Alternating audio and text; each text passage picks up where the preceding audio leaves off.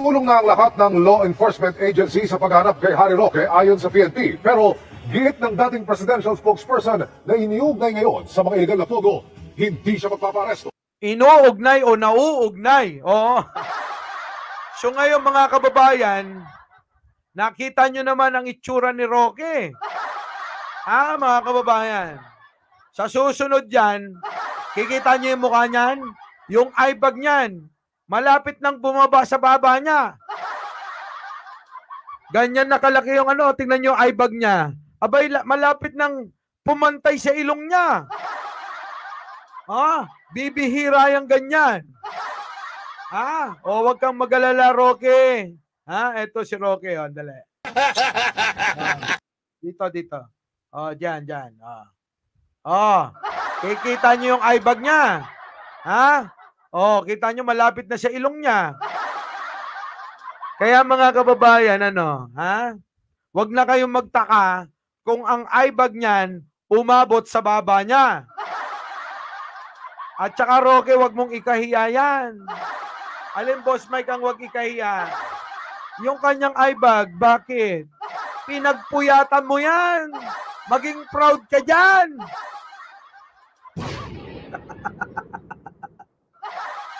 Diyos ko si Roque. Hagardo Versosa. Grabe, no? Dami mong pera, Roque, tapos ganyan ang kasasaad mo. Marami kang ang pera.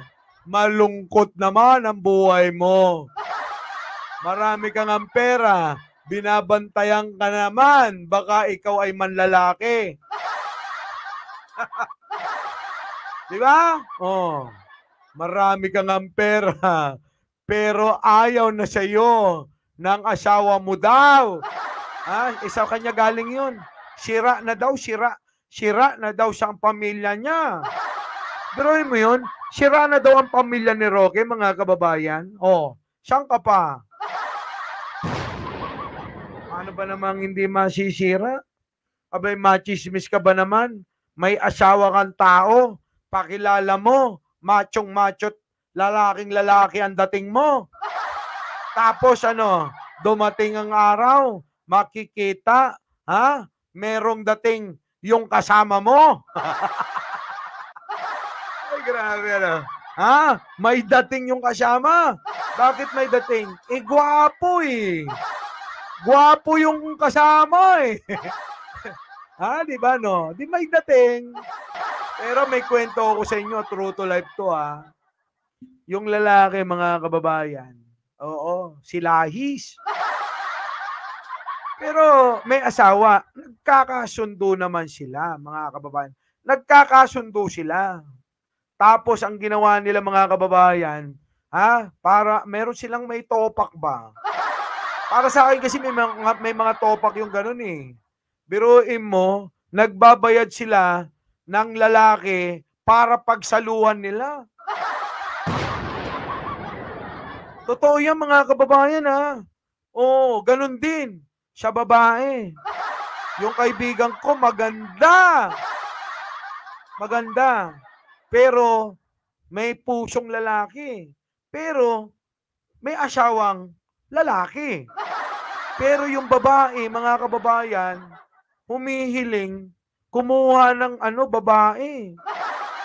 Tapos, 3 sila.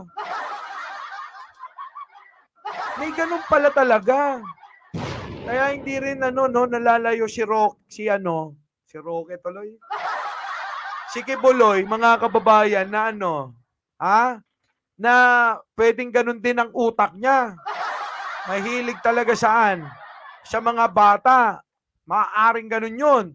Samantalang sino? Si Kibuloy, mahilig sa matanda.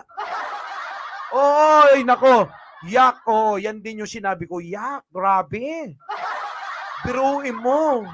Talagang may basbas nilang dalawa. Gusto nila eh. Pero parang gusto ko, ako yung ako na lang yung lalaki, tapos yung jowa ko, bye. Tapos siya yung mag-i-invite ng kasama. Tapos 3 kami. Mas gusto ko na yun kaysa naman. Sabi ni Jan Angeles, ang baboy mo. Hindi. Kasi patutungo ko to kay Roque. Di ba? Roque, tanong lang naman. Tanong lang naman natin kay Roque, ha? Tanong lang naman kay Roque. Roque, nagawa nyo na ba yun? Kasi di ba? Laila Collins. Sa tingin nyo, Miss Au, nagawa rin kaya ni Roque yun? Sana tanongin din sa no? Hindi, ito naman, hindi naman daw masama magtanong eh. Di ba? Tanong lang naman kung nagawa na nila. Kasi, curious talaga ako. Kasi may kilala akong mga ganyan eh. Oh. Sabi ni General, Sino? Siguro ikaw yun. Ano mo napunta sa akin yung kwento? Ito ang yung lingkod at si Jen Angeles, nandito. Kaway ka naman. Kaway. Okay, sige. Oo. Ay, nagsasabing, mahalin natin ang ating kapwa, Leti Alyabo. Opo, sa inyo pong lahat, ha? Mahalin natin ang ating kapwa at ang ating jowa at asawa. Iwasan ninyo ang pamamakla. Magandang umaga, magandang hapon at magandang gabi. Siya man dako ng mundo. Naroon kayo, syempre magandang buhay na rin. Para sa ating lahat. Our beloved Boss Mike Cervera.